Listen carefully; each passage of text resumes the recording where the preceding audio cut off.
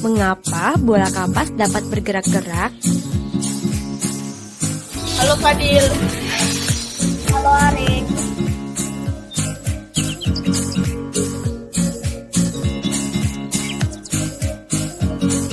Mengapa hal tersebut dapat terjadi?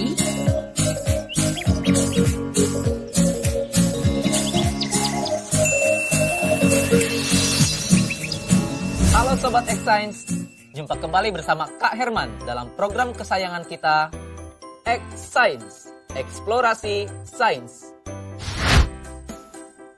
Adik-adik, pernah tidak kalian berpikir bunyi itu apa? Atau kenapa sih muncul bunyi? Kakak kasih ilustrasi ya. Jika kalian sedang terdiam, tiba-tiba kalian memukul meja. Apa yang akan terdengar? Suara atau bunyi? Atau ketika kalian terdiam, ada nyamuk terngiang di dekat telinga kita. Apa yang terdengar? Bunyi atau suara. Jadi, bunyi itu apa sih? Bunyi adalah suatu gelombang yang dihasilkan oleh benda yang bergetar.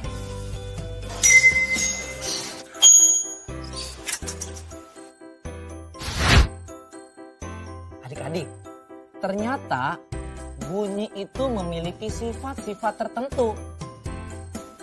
Apa aja sih sifat-sifat bunyi? Yang pertama, bunyi merambat memerlukan medium. Perambatan bunyi dapat terjadi lewat medium, baik itu padat, cair, maupun gas. Namun, bunyi tidak dapat merambat di ruang hampa karena tidak ada medium di ruang hampa. Yang kedua, bunyi dapat dibiaskan.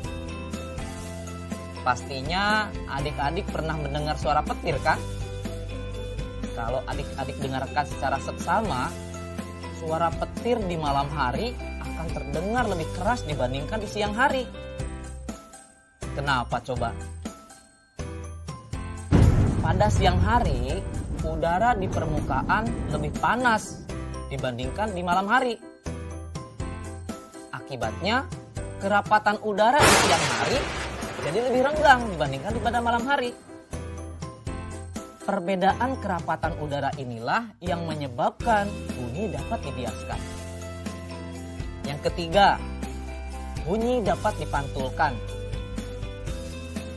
Pantulan bunyi terjadi ketika bunyi mengenai suatu penghalang, sehingga dapat terjadi gema ataupun gaung. Gema, gaung, apa itu gema? Apa itu gaung? Gema merupakan bunyi pantul yang terdengar jelas. Contohnya, ketika adik-adik berteriak di tepi tebing, nanti akan terdengar dengan jelas. Sedangkan kalau gaung adalah bunyi pantul yang terdengar kurang jelas. Contohnya, adik-adik berteriak di dalam goa atau di dalam sebuah ruangan. Biasanya adik-adik akan mendengar suara yang tidak jelas. Bagaimana Sobat X-Science? Menyenangkan bukan belajar sains?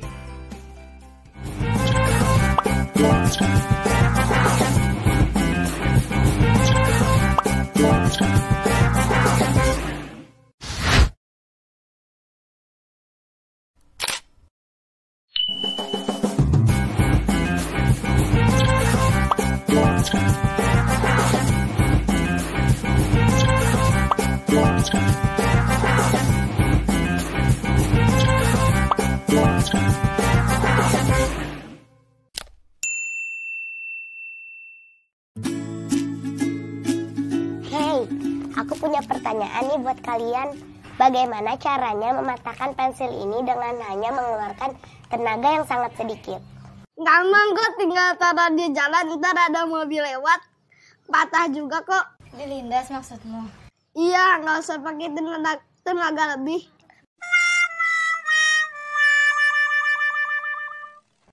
Oke lah, kita tampung dulu ya. Kalau kamu Nala bagaimana caranya? Itu mah kecil, tunggu dulu ya.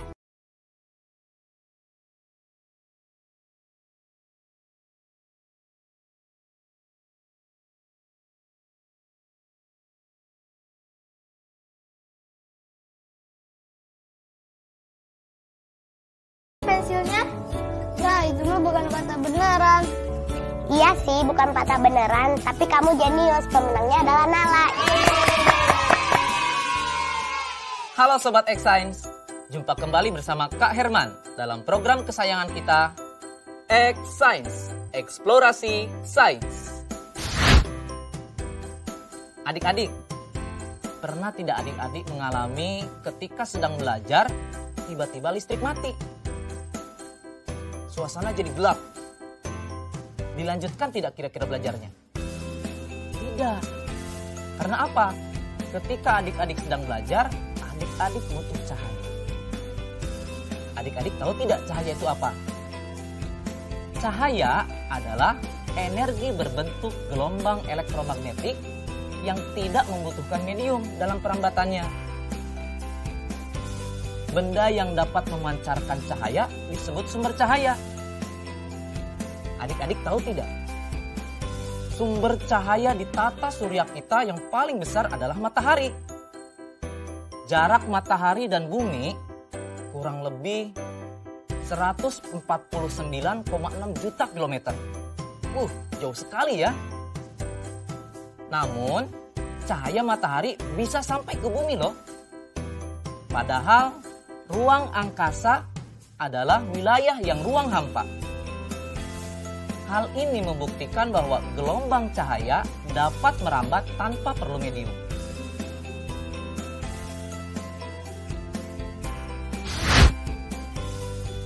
Ternyata cahaya juga memiliki berbagai sifat loh. Apa saja sih sifat-sifat cahaya? Yang pertama, cahaya merambat lurus. Adik-adik pernah tidak berada dalam suatu ruangan? Di ruangan tersebut ada sebuah celah. Dari luar ada tampak berkas cahaya yang masuk ke dalam ruangan. Kalau kita perhatikan, berkas cahaya tersebut lurus, tidak bengkok. Betul tidak? Yang kedua, cahaya dapat dipantulkan. Contohnya, di suatu ruangan gelap, senter dinyalakan. Senter tersebut kemudian diarahkan ke cermin. Ternyata cahaya memantul ke arah yang berlawanan. Artinya cahaya dapat dipantulkan. Ketiga, cahaya dapat menembus benda bening. Buktinya dapat kita lihat bahwa ternyata cahaya dapat melewati gelas kaca yang bening.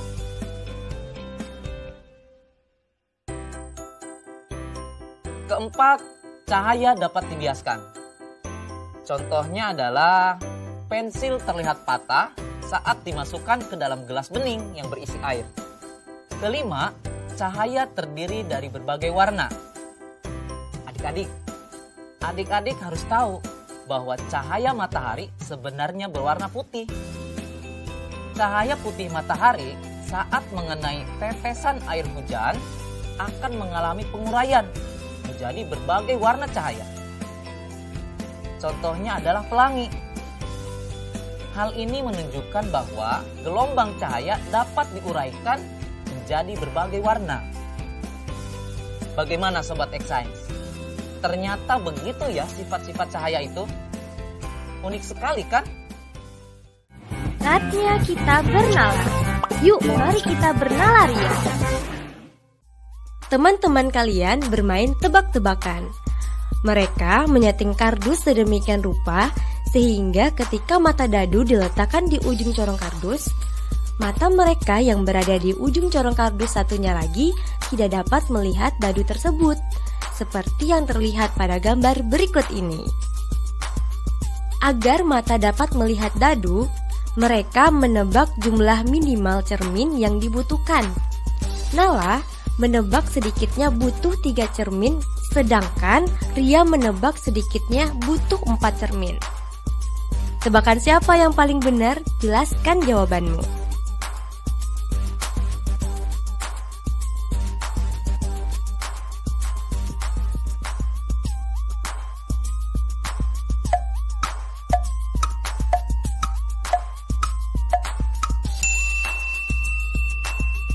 Tebakan yang paling benar adalah tebakan Ria. Mengapa demikian? Perhatikan gambar berikut ini. Paling sedikit butuh 4 cermin yang dapat memantulkan bayangan dadu hingga terlihat oleh mata mereka. Posisi cerminnya terlihat seperti pada gambar.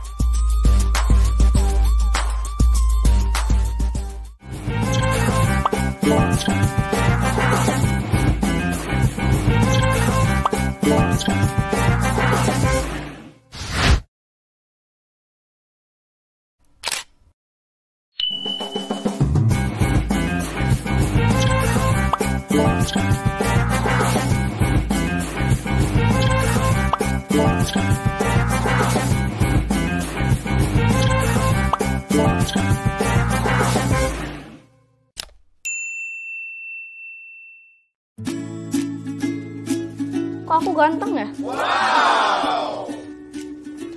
Ya, ganteng dari kejauhan. Waduh, cobalah sekali-sekali kamu puji aku. Ya, kamu tau lah, aku orangnya jujur. Coba sini, aku lihat di cermin. Tuh kan, cermin aja jujur.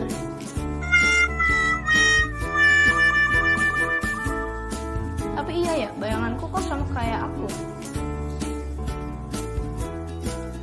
Yah, mati lampu. Nyalain senter HP dong. Kan nggak terlalu gelap, kamu takut ya? Wah, ternyata ada yang lebih jelek daripada aku.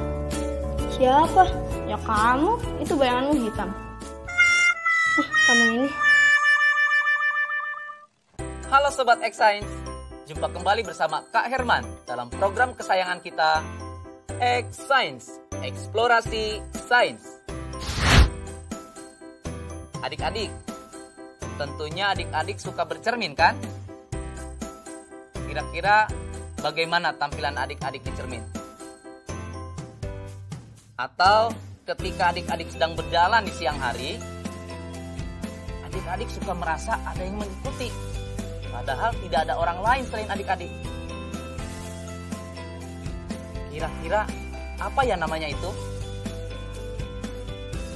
Nah, adik-adik, jika adik-adik pada siang hari sedang berjalan sendirian, seolah-olah ada yang mengikuti, itu namanya bayang-bayang. Tapi ketika adik-adik bercermin, ada tampilan adik-adik di cermin, itu namanya bayangan. Jadi, bayangan adalah gambar yang dibentuk oleh pantulan cahaya dari cermin atau pembiasan lensa. Bayangan ini menyerupai bentuk asli dan berwarna. Sedangkan bayang-bayang adalah ruang yang tidak terkena cahaya karena terlindung oleh benda. Tahukah adik-adik, bayangan suatu benda mempunyai sifat tertentu loh. Kakak kasih ilustrasi ya.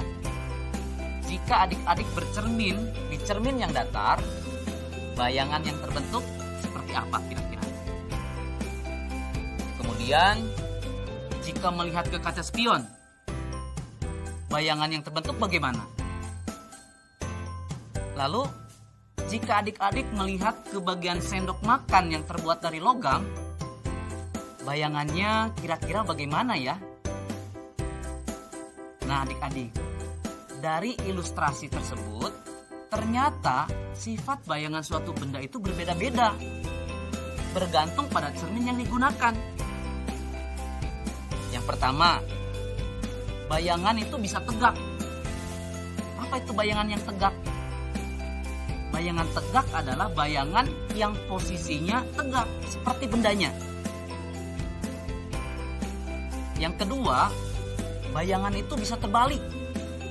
Artinya, bayangan tersebut posisinya terbalik dengan bendanya. Yang ketiga, ukuran bayangan. Jika dibandingkan dengan objeknya, ternyata itu juga berbeda. Ada yang sama besar, ada yang diperbesar, dan ada juga yang diperkecil.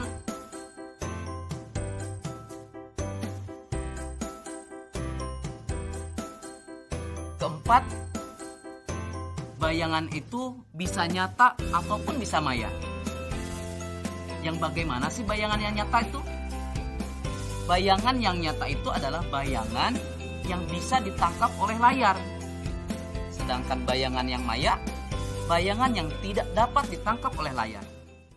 Saatnya kita bernalar. Yuk, mari kita bernalar ya.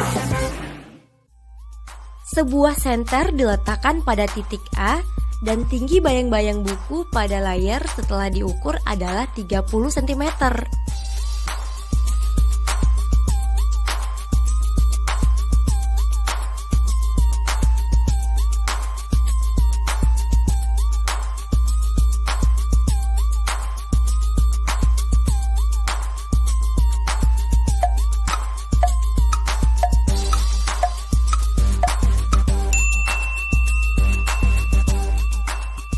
Nah adik-adik, beginilah jawaban dari soal nalar yang tadi diberikan.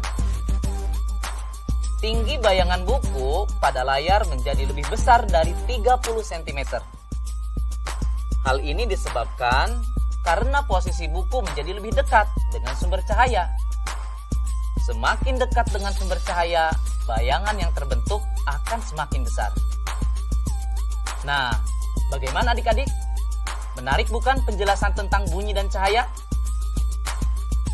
Belajar lebih menyenangkan bersama X-Science.